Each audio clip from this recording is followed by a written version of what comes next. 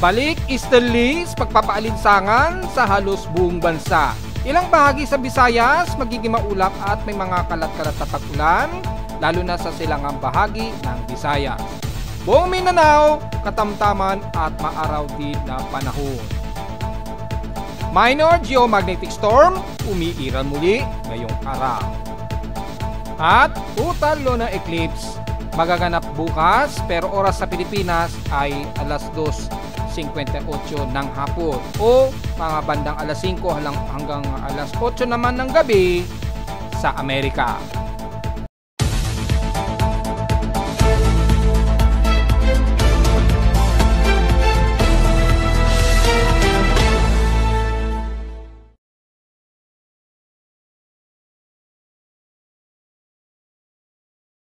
Hello, good morning mga folks. Welcome po muli sa ating Daily Weather Bulletin at Analysis para sa araw ng Huwebes, March 13, 2025. Ang oras na ating prospect may umaga ay alas 10:32 na ng umaga. So inasahan muli ang magiging maalinsangan sa halos buong bansa at mangilan-ngilan lamang na magiging maulap sa silangang bahagi ng bansa, lalo na sa may bandang Visayas at ilang karatig sa may bandang silangan ng Nodo Luzon. Dahil sa umiiral natin na malakas na easterlies at wala na po tayong northeasterlies, tuluyan na po itong lumayo. So asahan na natin ang tuloy-tuloy na mararamdaman na naman natin ang mataas na heat index hanggang sa magsimula na nga po ang magiging starting ng hot dry season natin sa Abente, which is yung vernal equinox nga po, which is ang magiging reference natin na totally pagtatapos na nga ng transition to hot dry season. At wala sa ating Doppler radar imagery, halos walang gaanong water vapor ang nadetect at walang masyadong lightning strikes. May mga dalawang lightning strikes pero malayo naman ito sa kalupaan ng bansa. So hindi masyado detect sa range malapit dito sa amin sa Caloocan. Bagamat nakataas ang thunderstorm watch o forecast mula sa data feed ni Pag-asa sa ating website, ay ine-expected ay ang buong Metro Manila kasama na ang Bulacan, Rizal, Laguna at Cavite. At sa may bandang Visayas naman ay ang buong bahagi ng Visayas na may forecast within 12 hours na magkakaroon ng mga ilang localized thunderstorms pa rin yan.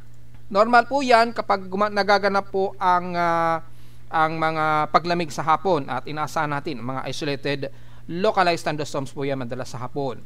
Pero kung titingnan natin sa ating forecast storm prediction, ay halos buong weekend magiging maaraw po tayo at maalinsangan kasabay na mataas na heat index ang iiral. So huwag masyadong magbibilad at sa mga magsasagawa ng mga lakaran ay huwag pong magbibilad, magdala po tayo ng payong para sa tinding sikat ng araw at maaring sa mga biglaang isolated rain showers sa hapon. Sa ating current conditions, overcast, gloomy, clear ang ating himpapoid ngayon at kita sa ating live CCTV snapshots ang maaraw na paligid sa amin sa Caloocan. So wala tayong magiging problema, ay magiging maaraw ang maghapon natin mga folks this coming weekend na. Tuloy-tuloy na yan. Sa last sa presyo na itala, naka-weather station kaninang 5:24 AM, nakapagtala kami ng lowest of 25.6 degrees Celsius. At kahapon na stationary na 32.6 degrees Celsius ang pinakamataas na air temperature namin kahapon dito ng hapon at 1:29 PM. Pero mataas ang aming heat index, nasa at least 41.8 degrees Celsius ang naging heat index namin kahapon. Hindi pa masyadong malala pero at least mataas na ang magiging heat index natin na. Sa P6 Simpson past 24 hours naman ay nangunguna San Jose sa Occidental Mindoro na nangunguna ulit sa may pinakamataas na temperatura na 36.1 degrees Celsius. Sa lowest temperature naman ay ang Baguio City na nasa 16.6 degrees Celsius na lowest temperature so far. At sa Inulan ang Kasiguran Aurora na nakaranas ng 79 mm na total rainfall. Gaya nating sinabi kahapon, expected ang mga biglaang localized thunderstorms yan sa iba't ibang bahagi sa silangan ng bansa, lalo na kasi sa kanila unang babalandra muna ang easterlies. Siyempre pag sumapit po ang hapon o gabi, una silang makakaranas ng mataas na saturation ng water vapor at condensation, kaya bumubuhos muna sa kanila. And then case to case na lamang na aabuti ng mga pag-ulan dito sa amin sa Caloocan at ilang karatig Metro Manila. Samantala may nakataas na space weather status tayo na geomagnetic field. G1 minor storm po ito. Ayan, naka-indicate po, naka-alert sa ating webpage. So ibig sabihin meron tayong aktibong geomagnetic storm Pero minor lamang ito, so aktibo ito ngayon at starting nito kaninang 9:32 AM ang propagation ng geomagnetic field. Potential area impact primary forward ulit na 60 degrees geomagnetic latitude. Apektado na naman yan, usually North Pole and South Pole. Pero expected ang mga mahihinang power grid fluctuations pa rin, posible pa rin, at mga ilang minor impact sa ating mga satellite operations. So alam na nila ang gagawin. Yung mga latest satellite daw ngayon, meron na silang mga nilagay na mga preventive measures automatic kapag nagkakaroon ng mga ganitong geomagnetic solar o space weather event.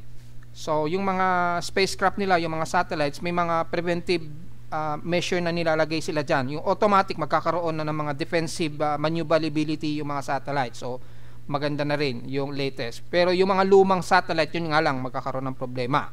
Gaya na lamang ng International Space Station. Sa aurora activity, well, makikita yan sa mga high latitudes ulit, Northern Hemisphere, US, yan, Northern Michigan and Maine na naman, at sa Southern Hemisphere o sa may bandang South Pole, sa may bandang Australia. Pero minimal lamang ito, at makikita sa ating NOAA KP Index breakdown ay hanggang at least 4.67 o G1 Geomagnetic Index o KP1 Index ang inaasahan. So usually ang regional ay southward orientation ng magnetic field. Yan. So nagkakaroon ng magnetic field. Ano ba ibig sabihin ng southward orientation? Well, kung titingnan natin sa LASCO satellite para sa context may mga mamayan tayo na hindi minsan maiintindihan yung pinaka-context ng solar wind yan. Ano ba itsura niyan? Well, kung titingnan natin sa ating solar probe courtesy of NOAA, yung mga na-release na yan yung biglang burst ng solar wind bigla na lumalabas sa haring araw, depende sa position. Pero kung titingnan natin dito, mga between 8 o'clock to 11 o'clock position, may makikita kayo dun sa itaas niya sa may bandang kaliwa na biglang mayroong flare na bumabalandra. Pag nag-toward sa Earth yan, bandang southward yan sa Earth. Siyempre, yung lens kasi niya nakatapat sa sun. Siyempre, yung reception o baligtad, parang nagmi-mirror lang siya. So, alam niyo na ibig sabihin. Yung parang parang sa camera natin sa cellphone, pag kinunan, parang opposite siya, parang baligtad yung image. So, makikita po ninyo dito ay 11 o'clock, ibig sabihin, southward yung propagation ng solar wind. So, medyo mas tinatamaan ang bahaging southward direction sa Earth. Ayan, kitang-kita naman ninyo base sa animation. Pero makikita nyo, minor lamang ang generated geomagnetic field. So, hindi naman masyado matindi. Kaya lang, expected ang above normal solar wind. Yan, lumalagpas, nag-above normal speed po ang ating solar wind. Na ang pinakamataas kanina lamang ay umabot sa 681.6 km a second. So, pag kinumbert mo yan sa kilometer per hour, well, maabot yan ng halos 2 to 3 million kilometer per hour. Ganun po kabilis yan. Sobrang bilis. So, malilid na yan. Parang halos speed of light. Halos speed of light or speed of sound. O more than speed of sound. Correct me if I'm wrong na lamang kung umabot siya sa speed of light. Pero, kung titingnan natin dito, mga around speed of sound to, I think. Pero kung titingnan po natin dito, is mabilis po yung kanyang solar wind speed. Siyempre, yung pag tumatama yan sa ating mga satellite, imagine yung mga plasma energy niya na hahampas dun sa mga solar panels na mga satellite, malaki pong makakasira yan sa mga capacitors and diodes ng mga solar panels. Yung mga electronics, may mga maliliit na chance yan, magkakaroon ng fluctuation down. So, ano nyo po yung pinaka-context kung anong ibig sabihin yan, ha? So far, nasa 160 yung ating daily sunspot number at makikita natin sa pinaka-actual na sunspots mula sa haring araw ay AR 4018 at 4019 ang may pinakamalaking cluster. Pero marami pong mga cluster ng sunspot, kitang-kita naman po dito sa ating ginagamit. Ayan. So hopefully ay mas kitang-kita na natin yung detalye na nakatutok sa Earth ang karamihan sa mga sunspot. Kaya medyo makakaranas nga tayo ng ilang solar radiation o yung velocity ng geomagnetic field. Sa ating KP Nowcast Index Forecast, makikita po natin ay starting ngayong araw ay may mga forecast tayo, mga hanggang unsettled geomagnetic field at maaaring umabot sa pinaka-active geomagnetic KP Index. Wala naman tayong solar X-ray events, di gaya nung isang araw. So wala tayong masyadong problema sa ating X-ray flux at photon flux. Bahagya lamang itong nagpa-fluctuate pero hindi naman sobrang aktibo. Expected natin ang geomagnetic field ay magiging G1, ayan, KP5 index po, kakapasok lamang. At since kaninang 5 o'clock AM, yan, at 2 o'clock AM ng madaling araw, nagkaroon tayo ng mataas na KP index na geomagnetic field. So medyo distorted ang ating magnetosphere dahil sa malakas na impact, ayan. So expected natin na magkakaroon ng mga ilang auroral events at mga matinding ionospheric event o total electron content na maaaring umabot ng more than 90 MHz TEC. So apektado na yan kasama ang Pilipinas at ilang bahagi ng Southeast Asia at Mid-Pacific. Ayan. So expected natin na magkakaroon ng ilang effect ng TEC sa ating mga telecommunication systems na medyo maapektuhan. So yung auroral activity, nagmo-moderate po yung visual ng auroral event sa Northern Hemisphere at Southern Hemisphere. So asahan natin na makakakita ang mga kababayan natin dyan, lalo na sa malapit dyan sa may bandang Maine, yan, ay makikita ngayon ang epekto ng auroral event na ito. Medyo maliwaliwanag na ngayon, bahagya na makikita yung auroral activity. So mula ngayong araw ay nagpropagate yung radial velocity at above 600 to 700 km a second ang propagation nito sa Earth. Ay kitang-kita naman po sa baba. Yan, ito yung Earth at makikita natin yung propagation ay medyo diretso sa Earth, pa southward. Yan, yung tama. So makikita niyo yung patterns. Opposite yung ano nyo. So ang tama sa Earth medyo nag-bounce, parang na-push yung magnetic field ng ating magnetosphere sa ibaba, bandang south yun. So, imagine niyo yung napipiga ay mas malakas ang impact sa may bandang south. So, yun po ang pinapakita ng itsura ng plasma density nito na tumatama sa ating shield na magnetosphere. So, dahil naman dyan hindi masyado maepektuhan ang highest frequency natin na maapektuhan, pero expected halos buong araw at gabi between 20 meters to 80 meters magkakaroon ng epekto sa ating high frequency conditions. Yan, kitang-kita naman dito, poor po ang between 20 to 80 meters. At expected ang minus store propagability na 46% solar flare probability. Medyo tuyot po ang ating outside humidity ngayon na 60%. So magandang magsampay ng mga labahin ngayon. Kahit mga maong, mabilis pong magpatuyo yan. Dahil meron tayong 60% lamang na outside humidity. Bumaba ito ng 4% since last hour. Bahagyang mataas ang ating atmospheric pressure pero nasa 1012 hectopascals ito and steady ito since last hour. So very clear skies po tayo at halos drier ang ating paligid ngayon. Mabilis makatuyo. At sa ating namang high tide and low tide status ay high tide po tayo ngayon. 32 minutes na lamang to maximum high tide. Silipin naman natin yung status ng sea level. Kung mataas ba ito? Well, hindi naman masyado. Hanggang 0.3 meters po ang aabutin, ang pinakamataas. At sa gabi naman na bandang alas 9 o bandang mga alas 8 o bago mag alas 9 ay hanggang 0.9 o halos magwa 1 meter ang taas nito mamayang gabi. So ngayon, ngayong umaga, mga 11:19 AM, mga hanggang 0.3 ang pinakamataas. So makikonsider pa rin natin ito na mababa lamang ang sea level natin under high tide conditions. So malinaw po yan. Since malapit na pong magfu-full moon, epekto lamang yan ng paglapit ng full moon sa atin. At so far sa ating almanac, sumikat ang haring araw ay kaninang 6:04 AM at nasang lulubog ito mamayang 6:06 PM. At ang ating waxing gibbous na po, malapit na po mag-full moon. Magiging kaunaan ng full moon natin ito ngayong March at magaganap po ang total lunar eclipse mga bandang probably mga bandang bukas ito sa atin. Bukas ito ng bandang hapon sa atin magaganap. So bandang gabi naman yan sa may bandang Amerika magaganap. So kitang-kita po dito which is 99% illuminated na po yung sinag ng buwan. So full moon na po, under full moon. At magmo-moonrise ito mamayang 5:19 PM mamayang hapon, at kinabukasan na madaling araw at 5:52 AM naman ito lulubog. So pinag-usapan na natin since magkakaroon ng total lunar eclipse, binanggit na rin natin yan isang araw. So i-review po natin kung anong eksaktong oras niyan. Babalikan po natin yung synopsis, at base dito sa ating calendar o ang ating chart ng monitoring for eclipse, bukas na po yan, ayan, magkakaroon ng total lunar eclipse, March 14 po yan bukas. Kitang-kita yan sa buong Amerika, Antarctica, Alaska, Northeastern Russia, and African area. So oras sa Pilipinas 2:58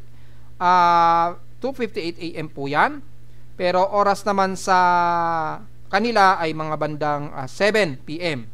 Mga 7 PM po yan to 8 PM naman ang gabi sa bandang areas na Amerika at bandang Alaska. Yan, yung areas na yan. So, sa mga Pinoy natin ay hopefully ready na po ninyo yung mga teleskopyo, at isang magandang pagkakataon po yan para makita yung magaganap bukas po. Sa pinakadetalye ng total lunar eclipse, ito po yung magiging horizon base sa website ng theinthesky.org. Courtesy din sa kanilang real-time data. Makikita po ay halos matatakpan ng umbral ng Earth yung surface ng Moon. Kaya makikita po yung bloody moon, halos pulang-pula ang makikita yan sa moon, sa area na yan. Yan po yung magiging azimuth niya. So pinaka-maximum azimuth, mga bandang eksaktong 7 mga 7:09 o 7:59, mga bandang ganyan ang pinaka-maximum total lunar eclipse na magaganap. So yan po yung pinakadetalye ha. Sa Pilipinas hindi natin yan mararanasan. Umaga po kasi sa atin yan, bandang hapon po yan. Mga 2:09 PM naman yan sa atin. Yan. Mga bandang 1:00 to 2:09 PM So bandang 1:09 PM oras natin sa Pilipinas, at bandang 5 PM naman sa US time. Mga 5:09 PM naman sa American time. So mag-i-start na siya mga bandang 5, and then pinaka-total lunar niya may mga bandang 7. Mga bandang 7 yan. Base dito sa details, ayan, makikita po yan yung oras na bandang 7 po magaganap. Yan, yung midpoint 6:59. So mga bandang 7 o'clock nga yung maximum midpoint of eclipse. So see? So yan po yung maximum lunar eclipse na makikita. So magmo-moonrise po ito mamayang 5:19 PM, at bukas na po ng 5:52 AM naman ito lulubog. At sa ating local weather outlook para ngayong Huwebes at Biyernes bukas ay magiging parehong clear ang ating himpapawirin, maaraw, at asahan ang maalinsangan at mataas na humid na panahon hanggang bukas po ng Friday, at inaasahan natin yan hanggang this coming weekend. Base sa ating short-term weather forecast, kitang-kita naman ay magiging partially cloudy ang ating ganap hanggang sa Sabado at Linggo. So this coming weekend po ay patuloy tayong makakaranas ng mga partly cloudy lamang na panahon dito sa Metro Manila. Isolated lamang na magiging maulan sa iba't ibang panig ng bansa. Highest and lowest temperature expected maglalaro 35 degrees Celsius, and lowest temperature expected 24 to 26 degrees Celsius. Chances na uulanin ay wala pong pinapakita, pero expected isolated ang magiging pag-ulan lamang yan, o case to case ang magiging pag-ulan depende sa accumulated water vapor hanggang ngayong tanghali. So diretso tayo sa ginagamit na satellite imagery. Makikita po halos maganda ang ating panahon sa halos buong bansa, so wala tayong magiging problema. Magiging epekto lamang sa atin na alinsangan ay bunsod po ng umiiral na easterly sa buong bahagi ng silangan ng bansa, so maapektuhan hanggang kanlurang bansa. At mas hot dryer naman ang mararamdaman natin sa kanluran ng bansa, especially sa bahagi na yan na kung saan mataas na po ang CBI index sa buong kanluran ng Nolo Luzon hanggang Zambales. Take note po sa mga wildfires, inuulit-ulit natin yung pinapaalalahanan. At sa buong bahagi ng Luzon ay magiging maaraw at napaka-clear skies po ang inyong himpapawid ngayon dyan. So huwag masyadong magbibilad sa tinding sikat ng araw, magpayong po dahil sa delikado sa balat ang matagal na exposure sa ultraviolet Mula dyan sa may bandang Central Luzon, kasama na ang buong Metro Manila, Calabarzon, ilang bahagi ng Bicol Region area, mga ilang party cloud dito sa Muslicaw di lamang iiral sa buong bahagi ng Southern Luzon, Mimaropa, at ilang bahagi ng Southern Luzon. So hindi natin masyado isa-isahin yan.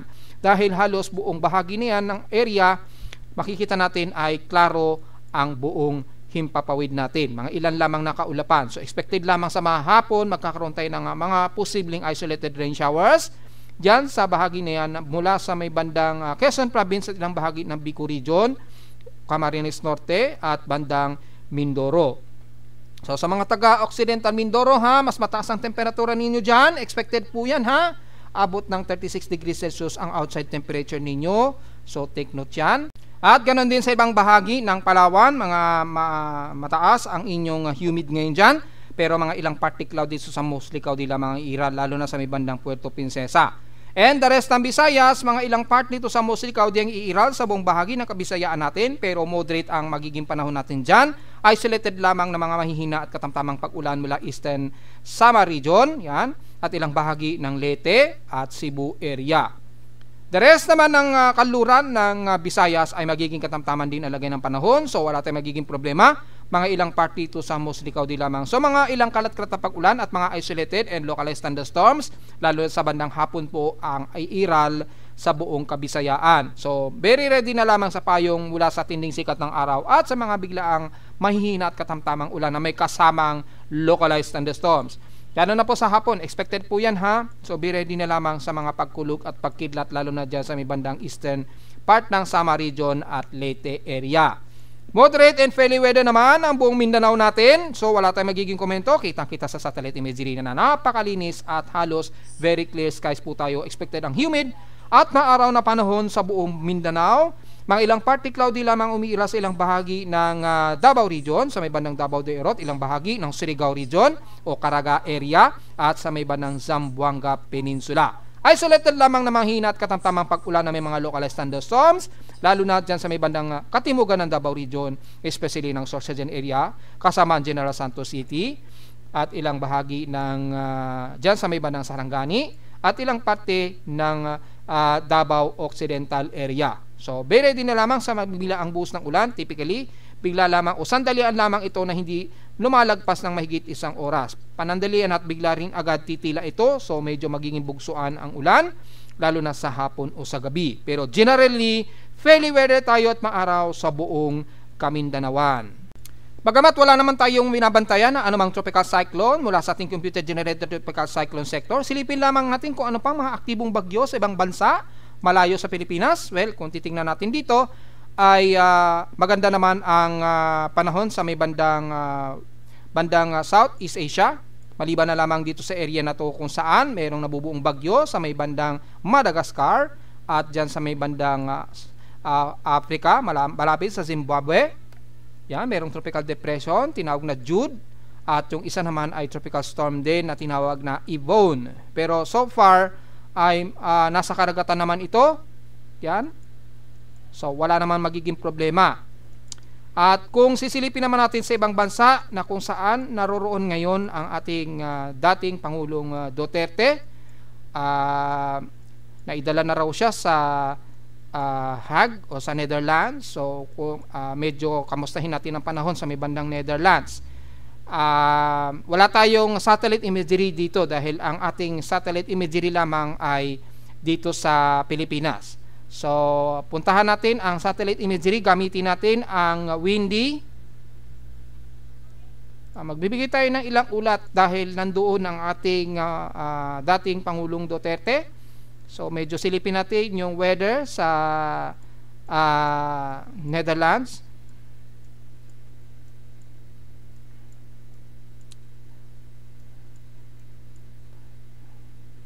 Medyo dito is kung papansinin natin ay malamig ang paligid sa paligid ng Netherlands. Yan, yung paligid na yan. Ayan. Kasi malapit dyan ang paligid ng Germany. Ito, kung saan nandito ngayon ang ating mahal na Vice Presidente. Nasa Netherlands na rin. Yan. Nasa Rotterdam.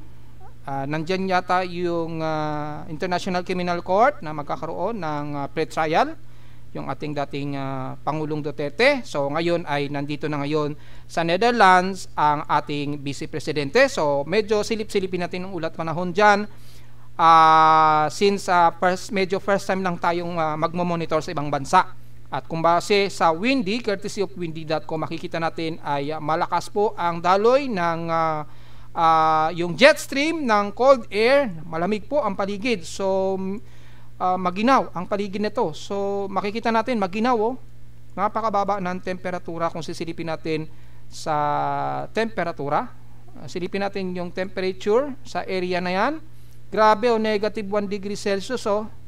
Sa Amsterdam, halos 0 degree Celsius po to negative 1 degree Celsius. So ang ating mahal na Vice Presidente, hopefully ay makaready kayo ng mga makakapal. Kailangan makapal talaga na coat ang gamit ninyo dyan, dahil napakaginaw po ang bahagi niya ng the Netherlands. So napakalamig po ang klima dyan sa Netherlands. Hopefully comfortable po yung ating dating Pangulo dyan, at meron sana nag-assist dahil kawawa naman at may edad na po yung ating mahal ng Pangulo. So titingnan naman natin kung base sa satellite imagery kung tuloy-tuloy ang magiging flow ng kaulapan sa bahagi ng the Netherlands. At makikita naman natin mukhang maaliwalas ang himpapawid sa area ng the Netherlands, at makita sa animation satellite imagery dyan sa bahagi niyan ng Amsterdam ay clear skies naman po ang bahagi ng the Netherlands. So walang ibang weather systems na umiiral ngayon dyan, kundi yung grabing ginaw sa lugar ng Netherlands, dahil halos 0 to negative 1 degree Celsius ang grabing ginaw dyan sa area. So makaka-apekto yan sa pagbabago ng katawan ng ating dating mahal na Pangulo. So hopefully okay yung kanilang health conditions at mabantayin maigi.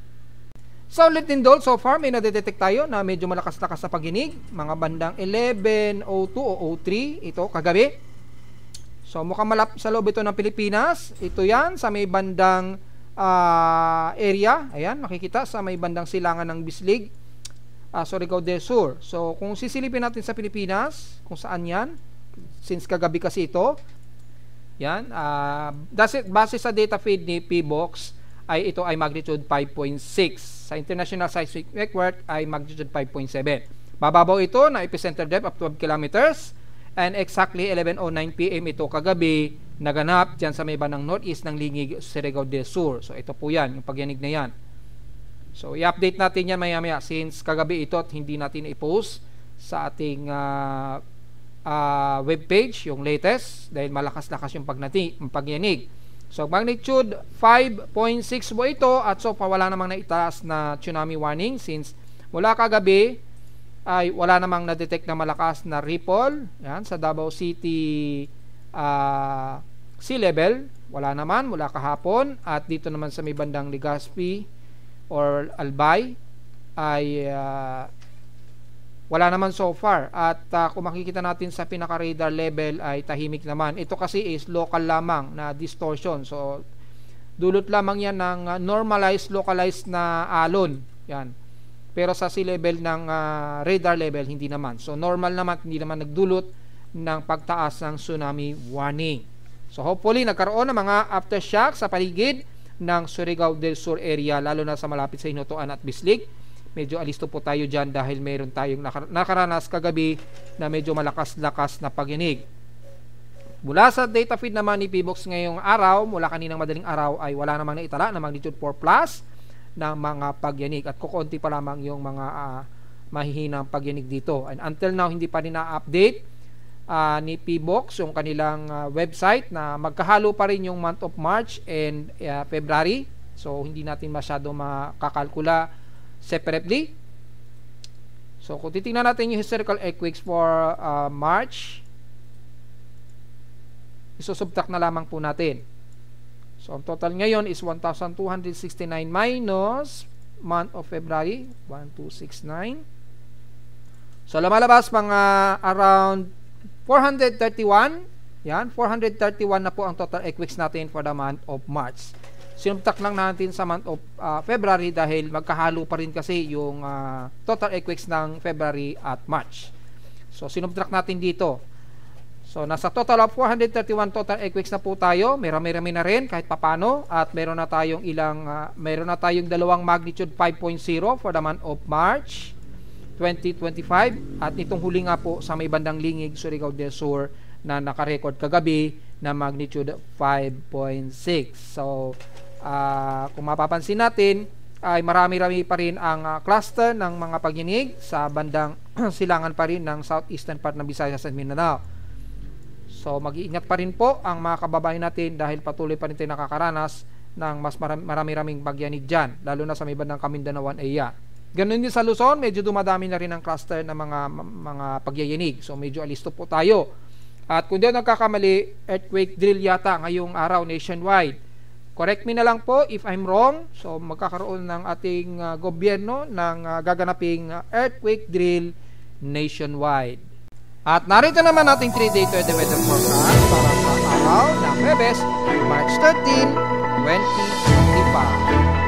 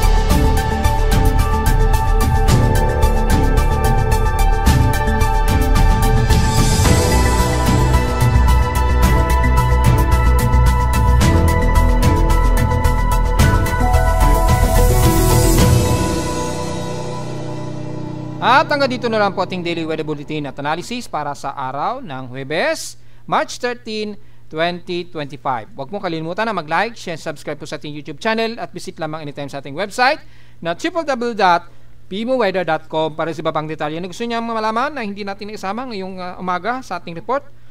At visit lamang sa ating website sa gusto malaman pinaka-dynamic events mula sa reading mismo na aking aparato sa Caloocan at sa data feeds mula sa iba't ibang weather agencies. Maraming salamat po mga folks at magandang araw po sa ating lahat.